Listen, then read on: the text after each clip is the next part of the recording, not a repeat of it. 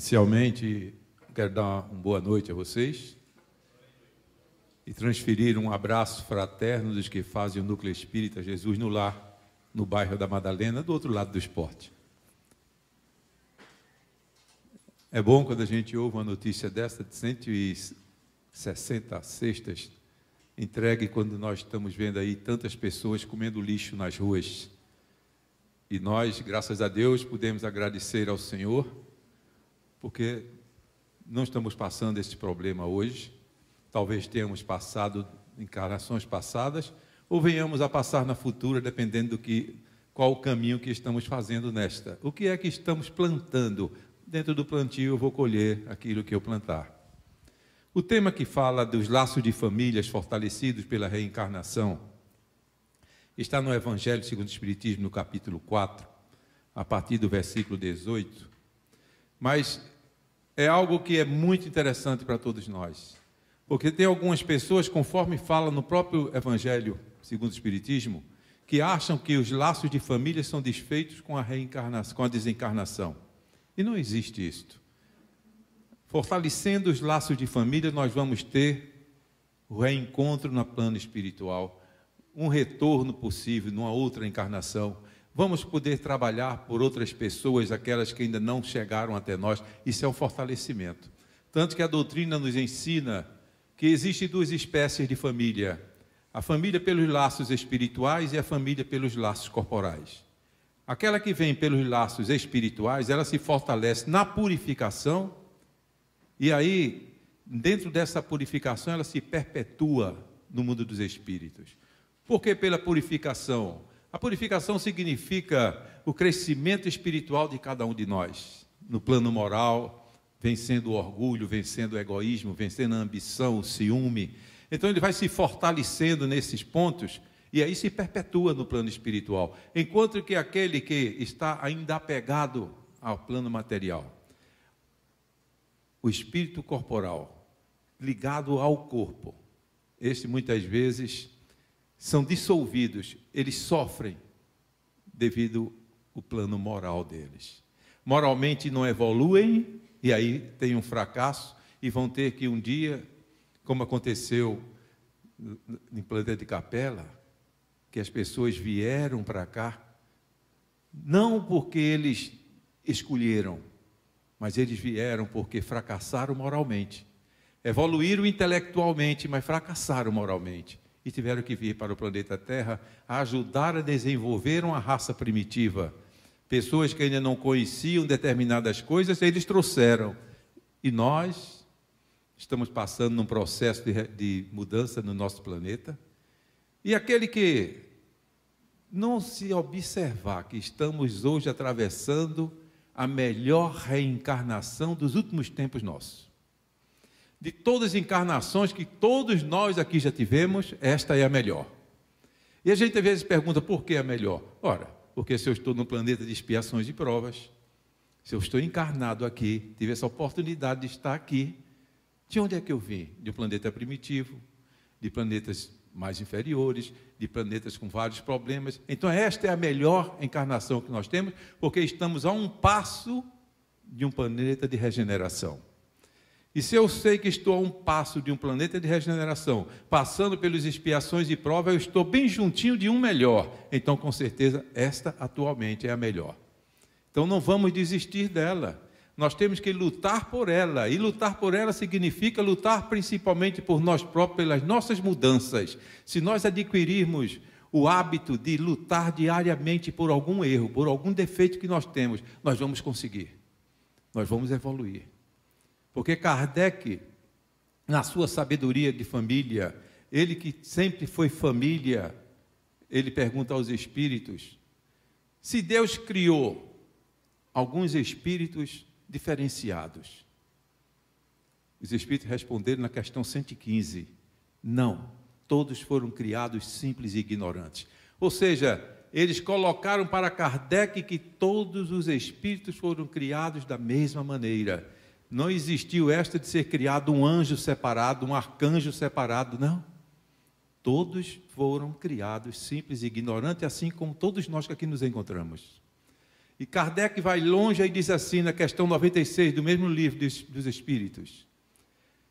Mas a ordem dos Espíritos, houve assim uma criação diferente na ordem? Porque ele foi lá na 115, mas antes ele perguntou pela ordem, os Espíritos disseram, a ordem de cada Espírito é de acordo com as suas ações. Olha como ele começa a colocar a caridade, a reforma moral em cada um de nós. A ordem é pelas nossas ações. E na questão 97, Kardec não se conforma e diz assim para ele, mas essas ordens, elas são iguais, elas param aonde? E os Espíritos disseram para ele, elas simplesmente não têm limite. Uma coisa ilimitada não tem limite. Então nós não podemos ficar analisando e achando que vamos chegar num certo patamar e ali a gente para. E vamos olhar assim o Espírito como Jesus. E muitas vezes as pessoas se surpreendem quando nós dissemos, nós um dia seremos um Espírito Cristo.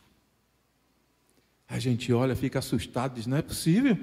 Eu um dia ser um Cristo? Pode sim. Ou seja, vai ser. Porque a tendência de todos nós é crescer. A família que nós formamos aqui, a família que nós temos no plano espiritual, não é a família simplesmente que vai parar num determinado lugar ou ficar simplesmente morando em alguma cidade, não. Todos nós vamos evoluir sem limite, como diz os Espíritos para Allan Kardec na questão 97 do Livro dos Espíritos. Então, se não existe um limite, nós temos que olhar para dentro de nós e perguntar, em que estágio eu estou? Temos que deixar de olhar e observar os outros, buscando erros e defeitos e acertos, porque quando eu começo a me observar simplesmente nos outros, mas não para tirar algo proveitoso para que eu possa evoluir, mas que eu fique olhando para aquela pessoa e imaginando por que ela chegou naquele patamar. E eu começo a questionar, e se eu começo a me questionar por que aquela criatura evoluiu, e eu ainda não cheguei, eu estou julgando quem? Deus. Eu estou dizendo que Deus fez alguém diferente, mas os Espíritos responderam para Kardec que todos foram iguais. Então, essa desigualdade é nossa. Nós temos causas e efeitos, ação e reação. Então, temos que observar o nosso caminhar, para que a gente possa verdadeiramente trilhar o melhor caminho. E Deus nos deu a família, a formação de uma família. Casais que se unem, recebem espíritos como seus filhos. E Jesus, ele nos deu um grande exemplo de família quando ele iniciou o seu ministério na festa de núpcias em Caná, na Galileia. Ali Jesus deu o primeiro passo no trabalho que ele veio fazer, de evangelização, de amor, transferindo amor para as pessoas, numa festa de núpcias. E quando ele faz isto, ele mostra para todos nós a responsabilidade que tem que se ter no casamento, a responsabilidade que nós temos que ter com relação aos filhos, a responsabilidade que nós temos que ter com a comunidade que nos observa. Isso é família. A família vai se fortalecendo, ela vai se unindo, é como uma bola de neve, ela vai crescendo, ela vai se multiplicando, é filho, é neto, bisneto, tataraneto, fora os que estão na espiritualidade, nos ajudando, participando conosco, espíritos familiares, forma tudo aquele bloco de amor, mas quando a pessoa começa a se desvirtuar, quantos casais começam a se perder por causa do sexo, traições, e tantas outras coisas, e se esquece que aquele que fere vai se ferir. Não que Deus vai lhe julgar ou vai me julgar, mas o livre-arbítrio nosso. Um dia na espiritualidade, quando nós formos reencarnar, se formos pessoas que traíamos, que fazíamos isto ou aquilo, talvez nós venhamos a escolher por onde vamos passar. Por isso que Cristo deu início no casamento. E quando vêm os filhos, olha que responsabilidade. A gente acha tão bonitinho aquela criança e é bonitinho, é maravilhoso. Mas aquela criança ali pode ser alguém que nós conhecemos no passado, um filho do passado, um pai, uma mãe, um tio, um avô, um amigo, que reencarna porque nós nos comprometemos para a preparação reencarnatória nossa. Nós estávamos lá no alto e alguém nos chama numa salinha e conversa, como se fosse aqui na sala de atendimento fraterno. E ali está sentado 3, 4 espíritos e diz: olha, você aceita vir como pai ou como mãe dessas criaturazinhas? E talvez ali tenham pessoas que nos magoaram bastante, que nos fizeram tanto mal, mas a gente vai olhar para elas e dizer: eu aceito.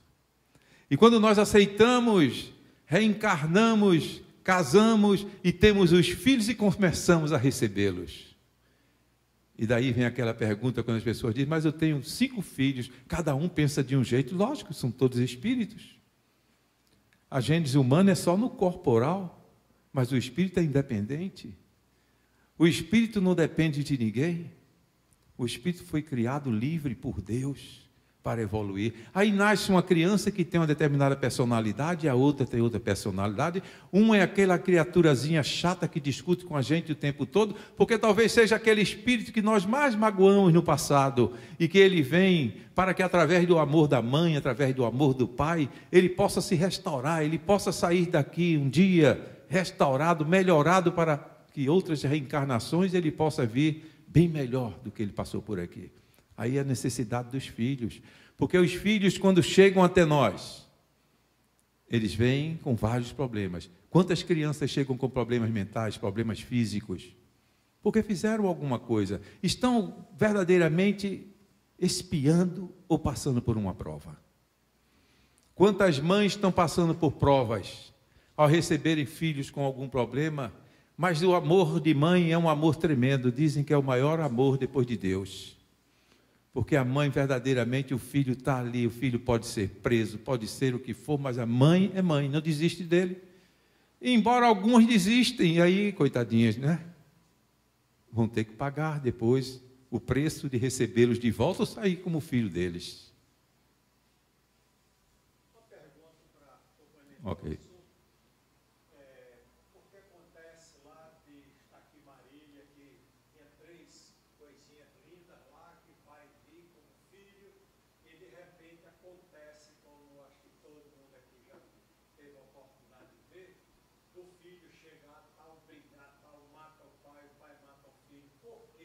Pronto, vai justamente na questão reencarnatória. Vamos analisar que eu cometi um assassinato no passado, uma traição grande com aquela criatura, aí fui até para uma coisa bem primitiva chamada duelo. Mas eu sabia que eu era um grande atirador e o outro não era nada, eu vou matar ele. E essa criatura amanhã, Deus permite que ela venha como meu filho. E esse espírito que até os 8 anos, nós temos a obrigação de pelo menos até os 8 anos tentar mudar aquela criança, para que ela seja uma criança boa e humilde.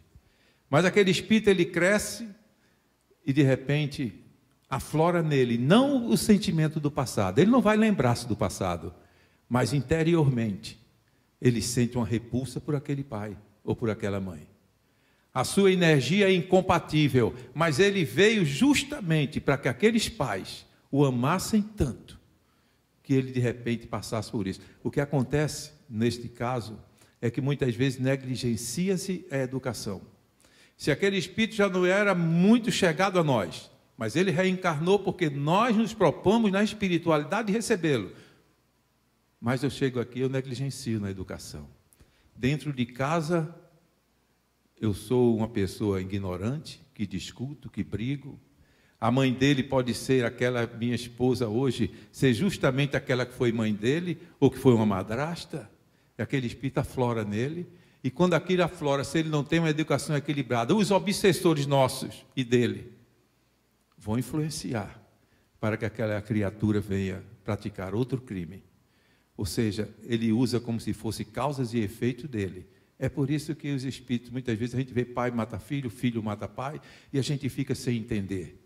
São espíritos que têm um grande compromisso, um grande débito no passado, e que infelizmente assumem outro débito nesta encarnação. Os pais, talvez por negligência, mas vamos admitir que os pais foram maravilhosos, pessoas bondosas, queridas, mas por que eles fracassam? Porque o espírito Ele aflorou dentro dele o sentimento. Ele começou a sentir o mal que foi provocado nele no passado. E ele é livre. Nós somos livres. Ninguém está aqui amarrado. Deus não acorrentou ninguém, mas nos junta para que possamos formar uma família de ódio, uma família de amor. Então isso depende muito. O Espírito pode realmente aflorar de repente nele uma raiva, um ódio. Pode, faça. Okay. Mande.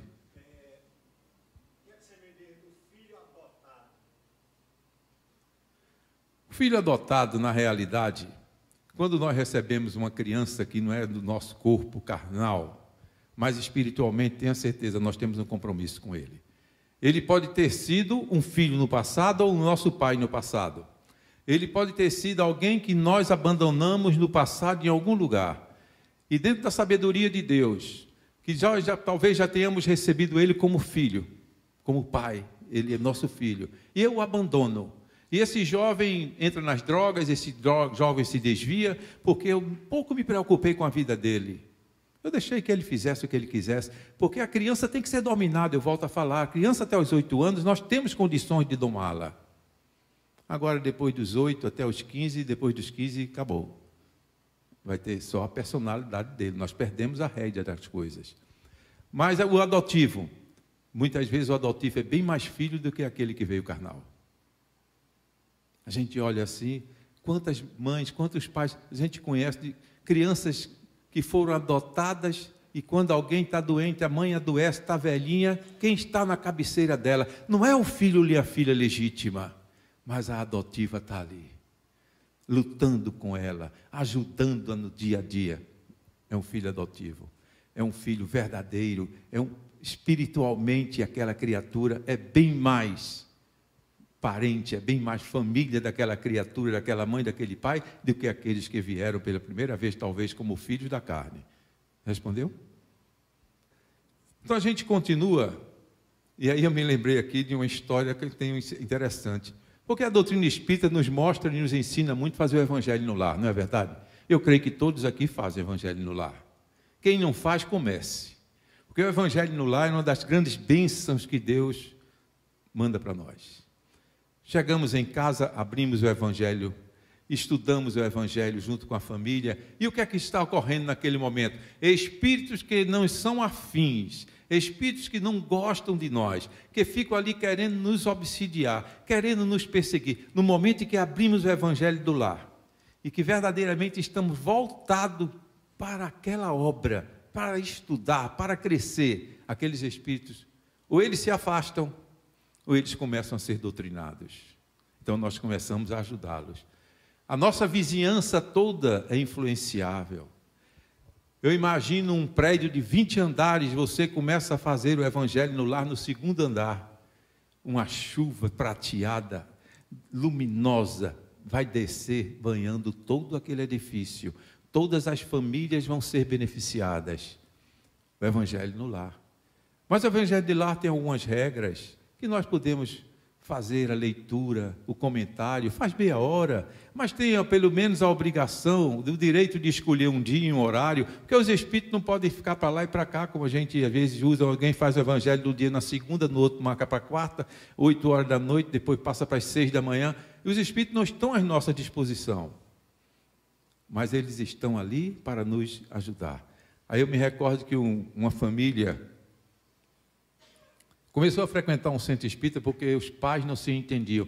Sabe aqueles casais que discutem o dia todo? E aquela família não se entendia, chega no centro, e 2 semanas depois eles disseram, olha, vamos fazer o evangelho no lar.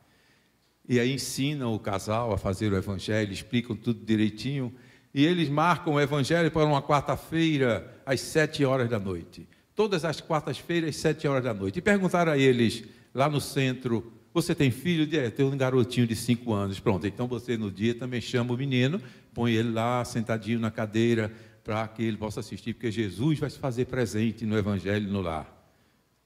E realmente se faz, né? Porque o Cristo está em todos os lugares. Jesus vem representado por várias entidades benéficas, entidades maravilhosas. E aí aquele casal chega em casa e naquela quarta-feira ele chama o menino e diz assim, o pai, olhe, você hoje vai participar de uma reunião conosco do Evangelho do Lar. E a criancinha ali observando.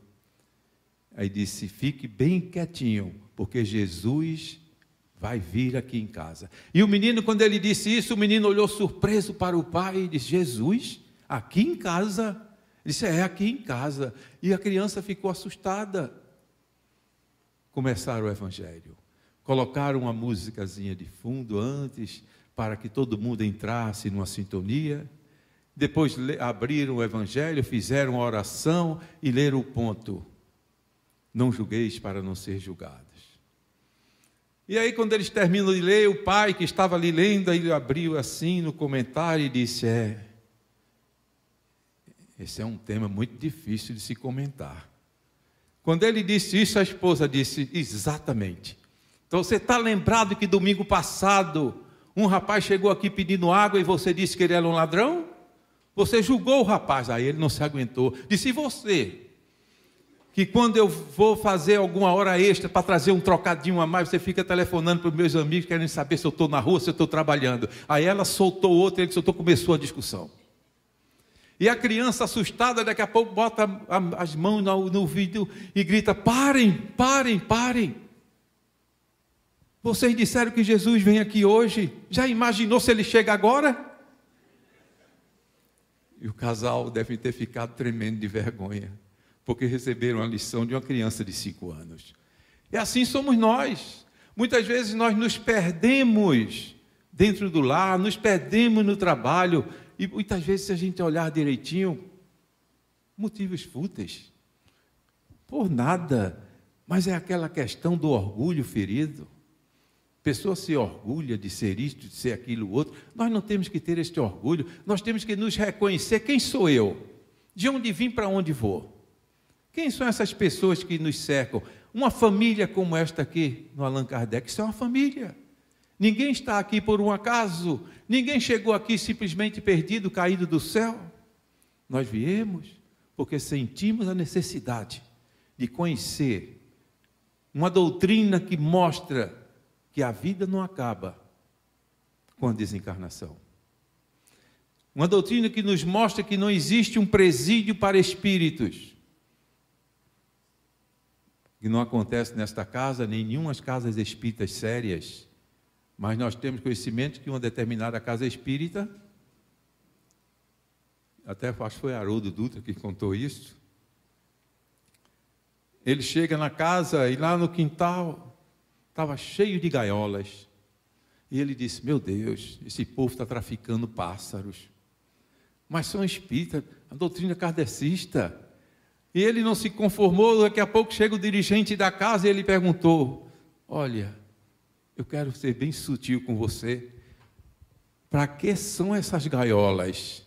Aí disse, meu irmão, essas que estão abertas é porque os espíritos já partiram, e as que estão fechadas, os espíritos estão trancados nela para que a gente doutrine. Sabe o que é isso? Falta de estudo. É por isso que a Casa Espírita oferece estudos. Quando a casa chega aqui para você, olha, vai ter o estudo do Livro dos Espíritos, vai ter o estudo do Livro dos Médiuns, vai ter outras determinadas obras para que a gente vá estudando, é justamente para deixar de acontecer tanto tipo de coisa. Que nós possamos ter a certeza absoluta de que ninguém está aqui por um acaso, mas estamos aqui para aprender. Que ninguém está aqui por um acaso, mas estamos aqui para evoluir. Porque não fomos criados para ficar para sempre no modo em que nós chegamos aqui. Todos nós vamos evoluir um dia, indiscriminadamente. Daí que a reencarnação é uma das obras melhores, uma das coisas maravilhosas, porque tudo que Deus faz é tremendo, mas uma das coisas maravilhosas que Deus faz conosco é nos dar a oportunidade de outras vidas. Porque se só tivéssemos uma oportunidade, nós estaríamos perdidos. Já imaginou se nós fôssemos para o inferno? Sair mais nunca. Mas não, Jesus mostra para nós, a nossa caminhada, ela é contínua. E temos que ter muita responsabilidade com esta coisa chamada sexo. Porque o amor é um sentimento, o sexo é uma sensação. E tem pessoas que estão trocando as coisas. estão trocando, estão deixando o sentimento de lado e vão atrás do sexo, da boniteza. Quantos jovens se perdem hoje na sua vida conjugal porque casaram simplesmente? A jovem porque queria encontrar um rapaz bonito, um rapaz que tivesse uma vida financeira equilibrada, mas não se preocupa com uma coisa chamada namoro, que muitas vezes acham que namoro é ficar. Namoro não é ficar, porque agora inventaram esse negócio de ficar. Antigamente o namoro era algo mais sério. As mocinhas, os rapazes começavam a namorar para se conhecer. Ainda existe hoje. Em muitos casos nós sabemos que existe. Mas era para qual a finalidade? As pessoas se conhecerem.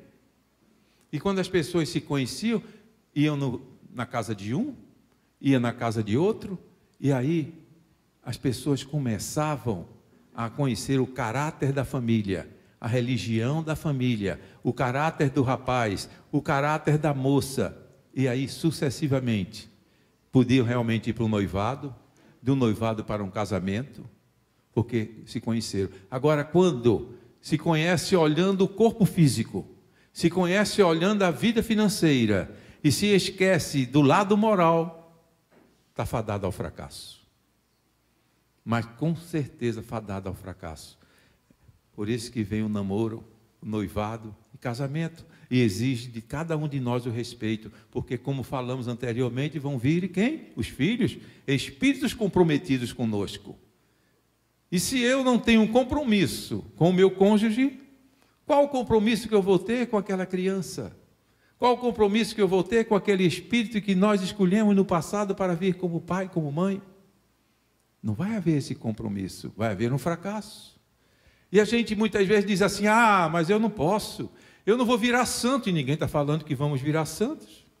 Nós estamos falando que estamos num mundo que vai se transformar num mundo de regeneração. Nós estamos passando por uma fase neste planeta de que quem evoluir, quem lutar para crescer, não é sair daqui maravilhoso, todo pronto, mas lutando. Como diz a doutrina, conhece o verdadeiro espírito pela luta que empreende para vencer as suas más tendências e modificar-se moralmente. Então, se nós estamos empreendendo esta luta, com certeza nós vamos adentrar no mundo de regeneração, onde o orgulho não vai fazer parte, onde vários tipos de maldades não vão acontecer. Algumas ainda vai acontecer, mas algo muito sutil. Mas nós vamos passar. Agora, digamos que tem muitos que dizem, eu não acredito, eu não vou me modificar, eu não vou deixar meu orgulho, eu não vou deixar de odiar fulano. Quantos de nós temos uma mágoa hoje aqui com alguma pessoa e não conseguimos perdoar? E a questão do perdão é muito forte. Nós temos que perdoar. Temos que buscar o perdão. E Jesus ensinou isso e não disse que o perdão é para você andar abraçado com o teu inimigo, mas é estar pronto para ajudá-lo se for necessário, para participar de algo que venha fazer um bem a ele. Isto é o perdão. E se nós começamos a praticar isso, com certeza vamos adentrar em algo mais forte, em algo melhor. Agora, caso contrário, podemos simplesmente ou reencarnar num planeta igual a este que nós estamos, com todas as misérias que acompanha, com todas as maldades, ou, de repente, descer num planeta inferior a este, para ajudarmos como vieram o pessoal de Capela e passar também por essas provações. Aí vamos encontrar um planeta sem luz elétrica, sem ar-condicionado, sem som, sem cabeleireiros, né? Sem sapatarias. Tudo isso não vai ter. Os pezinhos descalços no terreno quente, na areia quente, as unhas pretas, porque não tem ninguém para limpar. Planeta inferior. Então, se nós queremos evoluir e crescer, nós temos que começar essa modificação moral dentro de nós. Porque Jesus, quando naquela festa de casamento, ele iniciou o seu processo, ele está dizendo, busque dentro do seu lar, quais são as coisas que estão desequilibrando. Será que quando sua esposa chega junto de você, quer conversar, você não conversa porque está lendo um jornal ou lendo um livro, você simplesmente não presta atenção ou vice-versa? Será que quando alguém chega para você, o cônjuge, um dos cônjuges chega para conversar, mas você tem aquele tédio quando aquela criatura chega junto de você, você já está entediado, nossa, esse marido, eu não aguento ele, Ele com essa barriga dele imensa aqui, de cerveja, não é? Já começa a ficar revoltado. Ela ficava revoltada. Quer dizer, aí não há diálogo. E quando a criatura adoece, aí é que é pior. Adoeceu por causa da cachaça que tomou, pois sofra. Falta de amor. Às vezes não foi nem cachaça, coitado, que o pobre bebia, mas ele já bebeu tanto, está com problema de fígado, com problema estomacal, e realmente ele está passando por um processo, ou está tendo um processo talvez de um infarto, que começa muitas vezes com uma dor no estômago, e pode se transformar no infarto. Mas você não, você vai julgando, e quando começa o julgamento, as coisas vão começando a ficar diferenciadas. Então a gente tem que olhar que são esses sintomas, se está acontecendo dentro de casa. Se não há diálogo, e essa questão do diálogo hoje em dia está virando coisa muito difícil, né? Pois depois que inventaram o tal do celular e o tal do WhatsApp, as pessoas não conversam mais. Meu irmão disse que um dia desse ele foi para uma reunião e não conseguia conversar com ninguém, porque ele falava, como ele fazia assim, eram 8 homens conversando e todos, cada um no celular, e ele querendo conversar e as pessoas não davam assunto. Aí ele abre o celular dele também, no mesmo zap do grupo, e diz assim: estou indo embora do almoço. Todo mundo desligou o celular. Mas por que você vai embora? É o momento que ouviram ele. Até então ninguém conversava. Hoje você pega uma criança com 2 anos de idade, dá um celular para ela. Tão bonitinho, realmente é bom, a criança é inteligente. Essas crianças que estão vindo aí são espíritos diferenciados. Mas não significa que vamos deixar aquela criança ser educada através do telefone. A obrigação é nossa. Nós é que temos que educar os nossos filhos. Nós não podemos deixar os filhos ser educados pela televisão, ser educados pelos coleguinhas de classe, pelos coleguinhas de rua, porque estamos fadados a ter uma grande decepção. Decepção pelo caminho que ele escolher, e decepção quando desencarnarmos. Que chamarem lá, estava aqui a telinha, disse: olha o que você escolheu. Aí você olha, já começa a ficar vermelho de vergonha. Aí diz: olha o que você fez. Aí não fez nada. Perdeu a reencarnação, não foi um bom marido, não foi uma boa esposa, foi um péssimo pai. Aí começa todos os nossos problemas. E a gente começa a analisar. Mas como fazer para mudar? Chico Xavier nos dava exemplos tremendos, e dá ainda hoje, com as suas obras que ele deixou. Chico mostra que as pessoas, por mais que elas estejam no fundo do poço, se você transfere amor para elas, se nós apresentamos Jesus através de nós, pelas nossas ações, pelas nossas atitudes, porque a melhor maneira de levar o Evangelho de Jesus não é só pelas palavras, mas especialmente pelas ações. E Chico diz que um dia ele estava numa reunião no centro, lá em São Paulo, Pedro Leopoldo, né?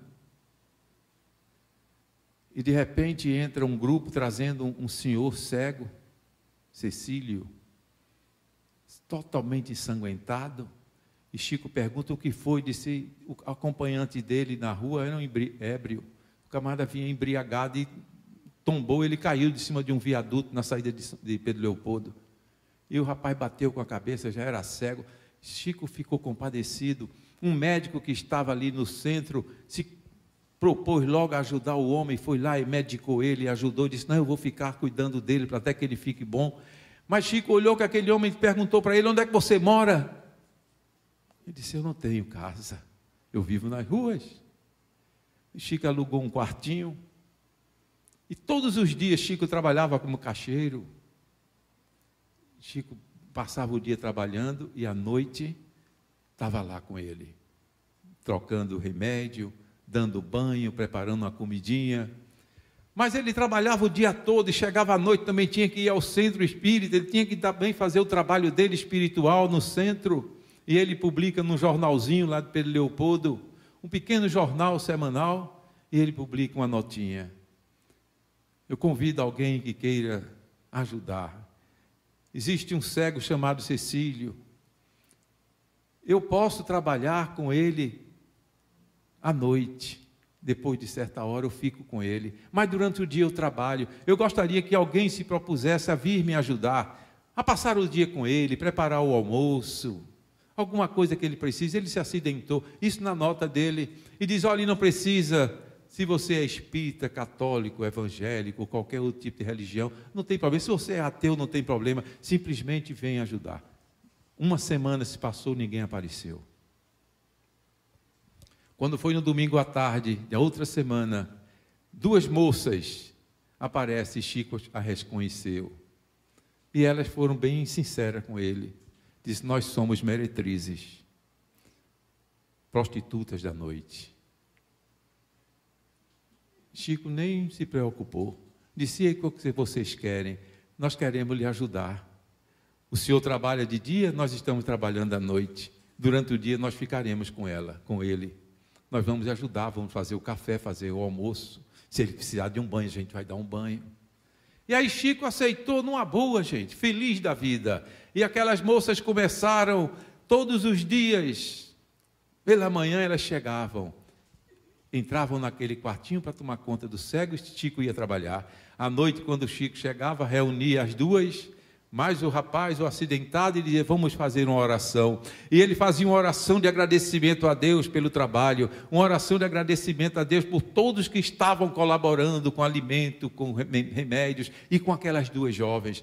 Depois de uns 2 ou 3 meses, o cego já estava bem, e ele diz para Chico: amanhã eu vou me embora,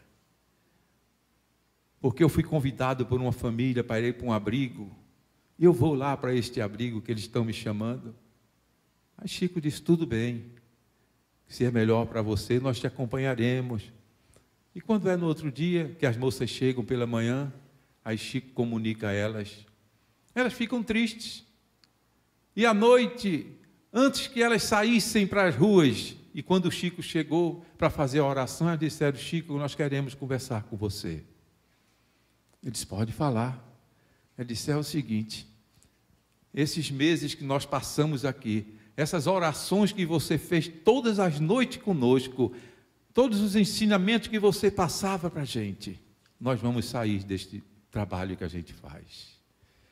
Vamos nos mudar para Belo Horizonte. Abandonaram a prostituição. Foram para Belo Horizonte, e Chico narra que depois ele soube que uma delas estudou e se formou enfermeira na Nere. E a outra foi trabalhar num salão de cabeleireiro e tornou-se uma cabeleireira. As 2 assumiram profissões sem ter que vender o seu corpo, mas isto tudo aconteceu porque elas se propuseram a dar amor a alguém que elas não conheciam. Elas não conheciam nem o Chico e nem conheciam muito menos o cego, mas as 2 assumiram aquele compromisso. E aí, Deus mostra para nós que quando temos uma atitude, quando nós vamos nos propor a fazer uma determinada obra, nós vamos sair daqui modificados. Quando adentramos uma casa espírita, jamais vamos sair daqui diferentes. Porque a gente, no momento que vem assistir uma palestra, nós começamos a ter uma assistência espiritual. No momento que a gente vem para uma casa espírita fazer um atendimento fraterno e depois somos encaminhados para um trabalho mediúnico, para uma obsessão, para alguma coisa nesse sentido, no momento da palestra vocês já estão sendo beneficiados. Daí que a doutrina espírita, ela traz para todos nós que não existe dentro da doutrina nenhuma discriminação com nenhuma religião. Nós respeitamos todas as religiões. Todas as pessoas, independente de crença, são respeitadas pelos espíritas. E quando nós respeitamos eles, tenho certeza que nós somos respeitados por eles. Se somos discriminados, mas isso é um problema da pessoa, mas nós amamos do mesmo jeito.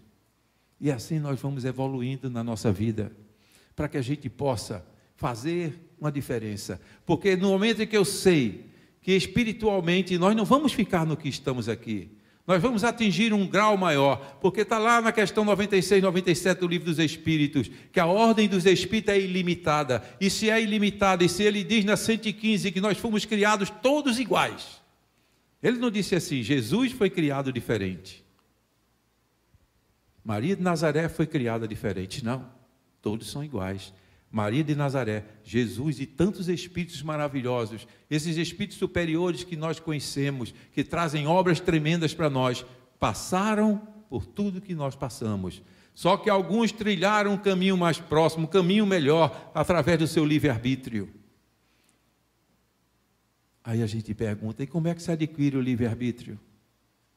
Porque Deus nos criou simples e ignorantes, mas nos deu o livre-arbítrio para escolher o bem e o mal. O livre-arbítrio, eu costumo assim, às vezes eu fico pensando, eu pensava há um tempo atrás, onde é que aprenderam o livre-arbítrio? Aí eu nasci, me criei dentro do campo, né, em fazendas, e aí a gente olhava assim, eu disse, eu já sei. Eu comecei a imaginar o livre-arbítrio. Imagine alguém que nunca conheceu nada da vida, foi criado simples e ignorante. Como ele vai descobrir um alimento? Como ele vai descobrir algo que ele possa também levar para casa, levar para a sua comunidade? Eu imaginei, que eu sempre gostei, achei lindo, um pé de manga rosa. Eu acho uma fruta belíssima. E aí eu imaginei aquela criaturazinha simples e ignorante, nunca teve nada o livre-arbítrio dele, nada, ele não sabia fazer nada, coisa alguma, ele não sabia discernir coisa alguma, e aí de repente ele vem caminhando e vê aquela árvore bonita, com aqueles frutos vermelhos, amarelados, ele fica impressionado com o olhar, ele olha e de repente ele se aproxima de um daqueles frutos e tira um, e quando cheira, gosta do cheiro. Mas como todo humano e como todos os animais, ele dá uma dentada e sente o suco daquela fruta, ele sente o gosto, aquilo é agradável. Então ele naquele momento, ele passou a conhecer que aquela árvore pode alimentar uma pessoa. E aí ele começa a tomar conta do livre-arbítrio dele. Quando ele está com fome, ele sabe para onde vai. Quando ele sabe que alguém está com fome, ele sabe para onde ir apanhar aquilo ali para trazer para casa. E a partir dali eu imagino, começaram a comer as frutas. Foram pesquisando e pesquisando. Basta a gente olhar aqui no Amazonas, quantos remédios que nós conhecemos hoje são os índios que usam. Onde eles aprenderam se não tinha um professor para eles? Eles adquiriram o seu livre-arbítrio e de repente pegaram uma plantinha daquela, mastigaram aquela planta e aquilo fez bem a eles. Mas eles não foram egoístas, eles espalharam pelas tribos, as pessoas vão começando, todo mundo a usar. Assim que nós não podemos guardar a doutrina para a gente.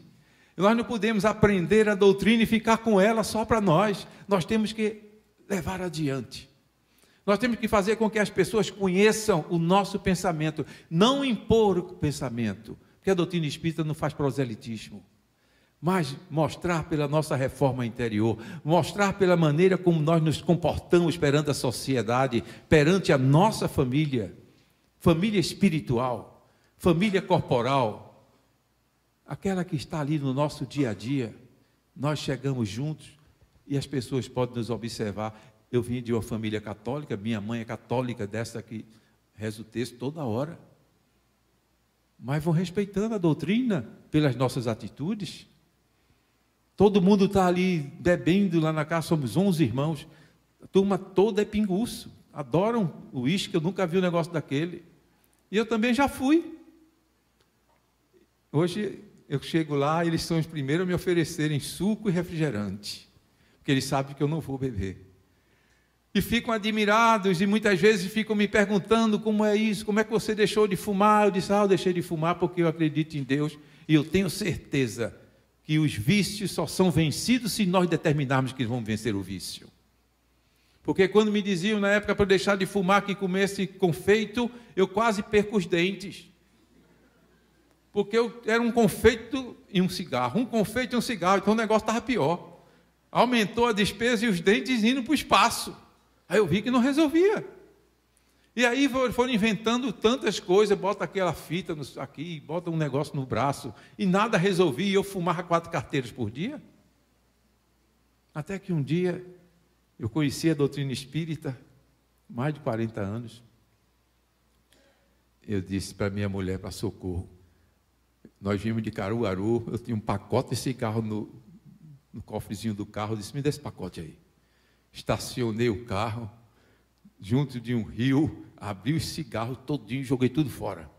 Nunca mais fumei um cigarro na minha vida. Por quê? Nós temos que determinar, cada um de nós, por maior que seja o nosso problema, se nós temos a certeza da existência de Deus em nossa vida, se nós temos a certeza que somos filhos criados por Deus, podemos vencer. Podemos determinar, eu posso. É a questão de ser autoconfiança. É a questão de fé. A fé se adquire pelo conhecimento. Então, se eu tenho conhecimento da doutrina, mas eu fico vacilando, eu tenho que buscar esta fé que está faltando em mim. Se eu fico simplesmente chegando em algum lugar e as pessoas me minuciando, mas você tem que beber hoje, porque hoje é uma festa, se você não beber, você está sendo uma pessoa indelicada comigo. Sinto muito, meu querido, eu vou ser indelicado com você, mas não vou fazer o que você quer. Ou seja, nós temos que ter uma posição, porque muitas estão nos olhando, muitas pessoas estão nos olhando no nosso dia a dia para ver qual é a nossa atitude. Eu fico me imaginando quando nós saímos de uma casa espírita, e se nós fazemos um determinado trabalho, aí você vai para um restaurante e de repente uma pessoa passa e olha, ali está você, tomando todos os chopes da vida. Nossa, você já pensou a decepção? Aquela criatura vai sair dali e vai divulgar, e amanhã ela não divulga. Olha, foi Carlos, não divulga. Olha, era um espírita. Ele leva o nome da doutrina, porque joga a doutrina, porque querem jogar. Os obsessores querem jogar a doutrina, porque eles não têm interesse nessa reforma que nós fazemos. Eles não têm interesse em assistir essas palestras que vocês e eu assisto. Eu assisto várias palestras porque eu acho interessante para mim, como para vocês. Nós aprendemos, nós não sabemos de tudo, só quem sabe tudo é Deus. Então, se eu não sei de tudo, eu tenho que estar buscando diariamente. Eu tenho que estar buscando nas obras, buscando nas palestras, na conversa com os amigos, e a gente vai aprendendo com a vida. Porque espíritos superiores, espíritos de luz, foram igual a nós. Eu imagino Maria de Nazaré, um espírito de uma pureza tremenda, maravilhosa. Está lá no alto. Na obra Boas Novas, de Humberto de Campos, através de Chico Xavier, ele fala sobre Maria, que deixa a gente pensativo: quem sou eu? Eu posso também chegar lá. E mostra que aquele espírito está lá naquele lugar, e diz André Luiz, aliás, Emmanuel, no livro A Caminho da Luz, que houve uma reunião em algum planeta com relação ao nosso planeta, antes da vinda de Cristo. E nas pautas, aí eu me lembrei até de Haroldo aqui falando, Haroldo Dutra diz assim, num dos seus comentários, que naquelas duas pautas, uma delas, segundo as pesquisas, era para escolher qual Cristo que iria ficar governando a Terra nos 33 anos que Jesus seria reencarnado. Então eles estavam ali determinando, então só não tem um Cristo. Olha, já notou? Tem vários Cristos em vários planetas. E esses todos foram espíritos criados simples e ignorantes. Um dia desse eu conversava com uma sobrinha minha que é católica, quando eu disse a ela que Jesus foi igual a nós, ela quase cai da cadeira. Porque não aceitava. Ainda chegou para mim e disse, então graças a Deus que Maria de Nazaré, ela pode rogar por nós, né? Eu disse, sim, todos eles rogam por você, minha querida, nem se preocupe. Então vejam, escolheram lá um Cristo que iria ficar, porque Jesus iria vir à Terra para nos trazer a lei da moral. Como ele disse, a maior lei que existe é a lei da moral. Então Jesus via. Mas precisava de uma mulher. E ali naquela segunda pauta, Deus indica Maria de Nazaré.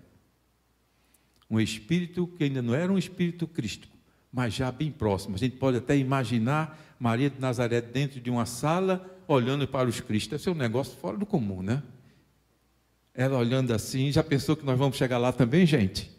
É só buscar cada dia o caminho mais próximo, o caminho mais fácil, que é o caminho da luta. A gente diz, mas qual é o caminho mais fácil? O caminho mais fácil é quando você quebra seu orgulho, quebra seu egoísmo, a sua vaidade, e sai quebrando tudo isso, é o caminho mais curto. Aí diz, mas esse é difícil. Pois é, mas o mais curto é esse. Não tem outra opção. Temos que vencer o nosso lado moral. Mas aí Maria, ela é preparada para vir à Terra, e sabe quantos anos? Lógico que a idade cronológica lá no mundo espiritual é diferente do nosso. Mas segundo Humberto de Campos, ela deve ter passado entre 800 e 1000 anos preparando o seu perispírito para que ele pudesse estar pronto a chegar aqui. Porque um espírito da luminosidade dela, para que ela pudesse se preparar, levou de 800 a 1000 anos. E Jesus, 4000 anos, preparando o perispírito. Diz, 4.000 anos na espiritualidade, se preparando o perispírito dele. Aí a gente fica assim, mas 4.000 anos? Aí é que eu digo, eu não sei os 4.000 anos dele se é igual ao meu. Aí nós não sabemos, não chegamos lá ainda. Isso é que fala nos livros, nas obras que falam sobre eles. 4.000 anos Jesus modelando o seu perispírito. Eu fico pensando, mas Jesus com a força que tinha, será que levava esse tempo todo? Eu não sei. Talvez lá tenha 4 horas, né? Ou 4 minutos. E para nós é esse tempo todo, não sabemos. Mas o que nós sabemos é que eles se prepararam para realmente chegar aqui e tomar forma num corpo humano. Porque algumas pessoas dizem, não, Jesus se materializou. Não materializou-se não. Jesus tomou carne e osso igual a nós. Quando ele sofreu naquela cruz, ele sofreu as dores de um corpo físico. Porque caso contrário, Jesus seria um mentiroso. E Jesus não mente. Jesus veio trazer a lei do amor. Então isso que se pregou, que Jesus não sentiu nada, porque Jesus estava ali, tudo isso é utopia. Jesus realmente passou pelos problemas que ele passou. Agora, com a dignidade que ele teve, com o amor que ele tinha por cada um dos seres humanos, a gente vê que, quando ele está naquela cruz, no último suspiro dele, o que é que ele faz? Olha para João, evangelista, que tinha voltado, porque os outros apóstolos, quando viram a confusão, caíram fora. Mas João volta, está lá Maria, mãe dele, a irmã dela, está lá Maria Madalena, João de Licurgo, está lá as Marias. E o que é que Jesus diz? Filho, eis aí tua mãe. Com João, para Maria. E para Maria disse, mãe, eis aí o teu filho. E a gente, quando ouve isso, quer dizer que Jesus, naquele momento, disse, Maria vai representar, como mãe, todos vocês. Porque ele entrega para João, a mãe dele, e depois de um longo tempo, quando Jesus desencarna ali naquela cruz, aí ele fala na sua obra que ele desce lá para as trevas, onde estava Judas, que tinha cometido suicídio.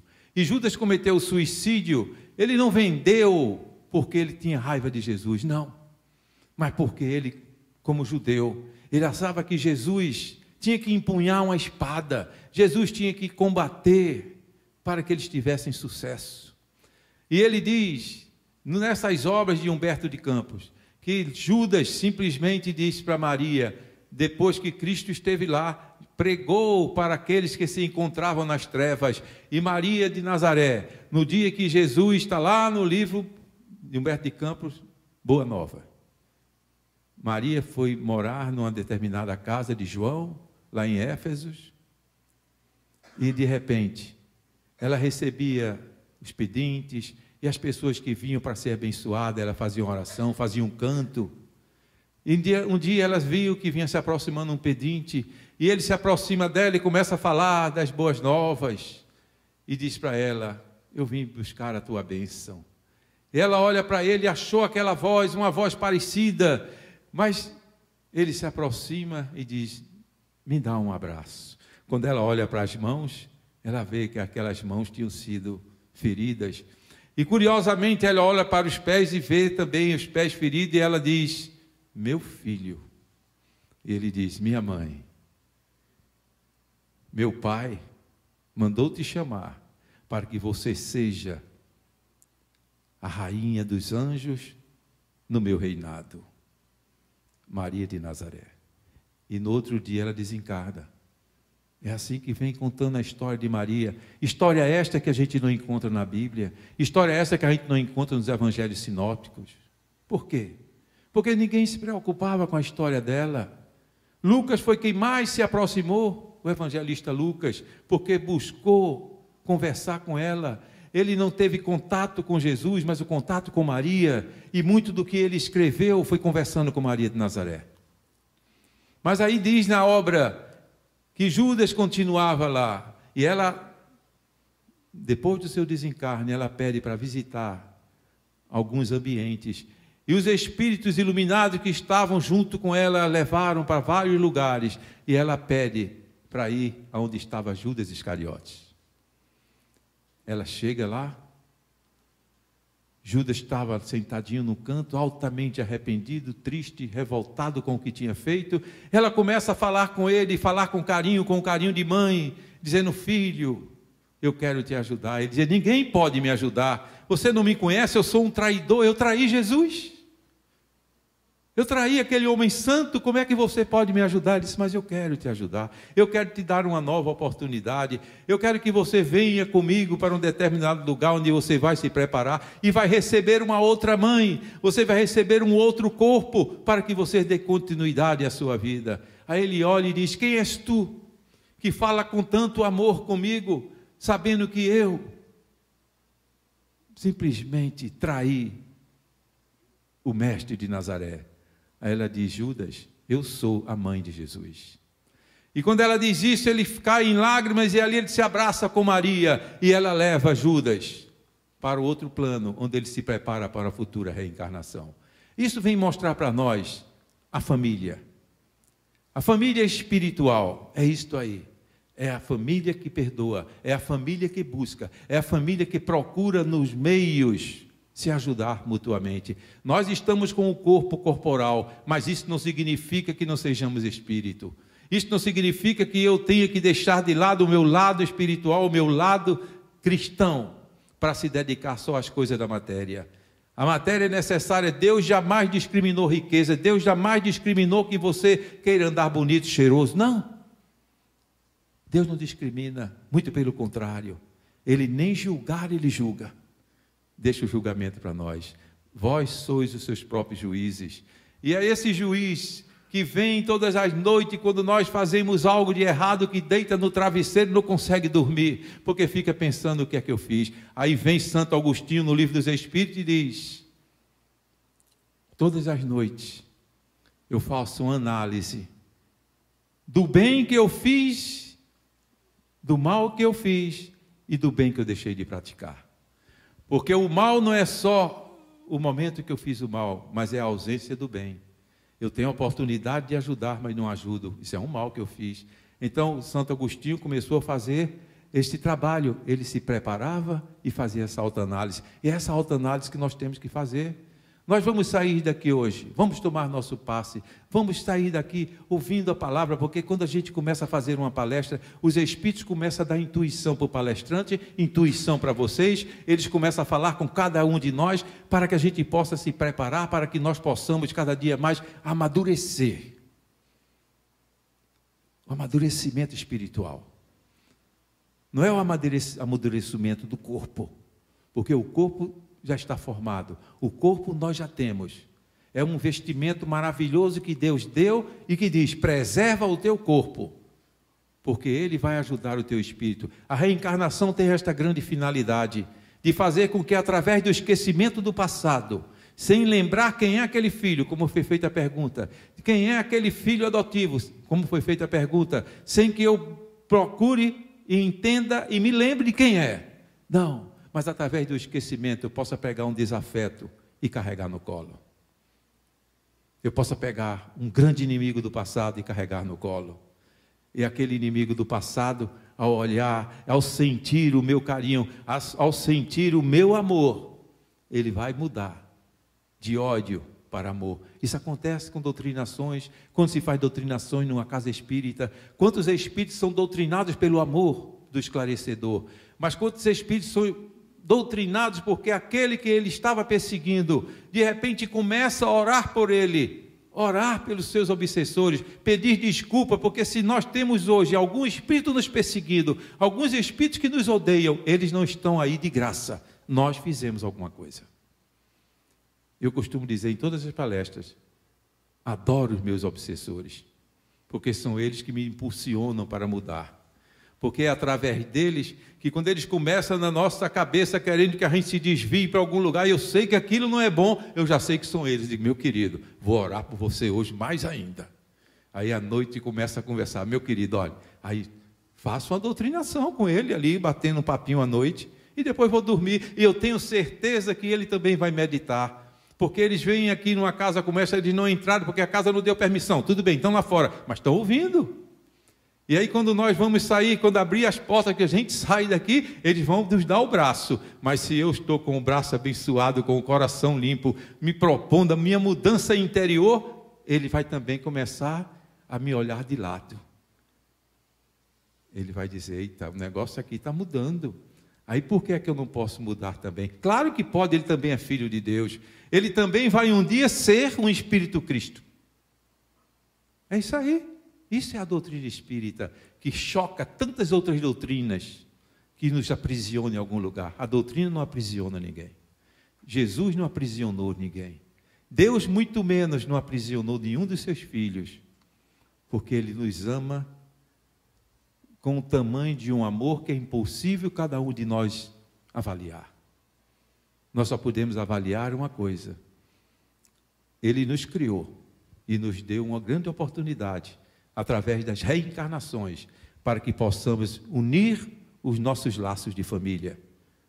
Somos todos irmãos, porque somos todos filhos dele. Então que possamos fortalecer esta amizade, começando no mundo físico, porque com certeza no mundo espiritual, aí vamos ter verdadeiras alegrias e felicidades, quando nos reencontrarmos daqui a um tempo. Olha fulano ali, eu te vi lá na palestra, eu te vi todo mundo se abraçando, porque todos nós nos modificamos e vamos sair deste planeta de expiações e provas para um planeta de regeneração. Que Deus abençoe vocês, que Deus os ilumine, vocês levem para os seus lares a paz de Cristo, levem nas suas mãos as mãos de Jesus luminosas, no seu olhar, um olhar de bondade, um olhar de caridade, um olhar de carinho, um olhar de transformação e reformação.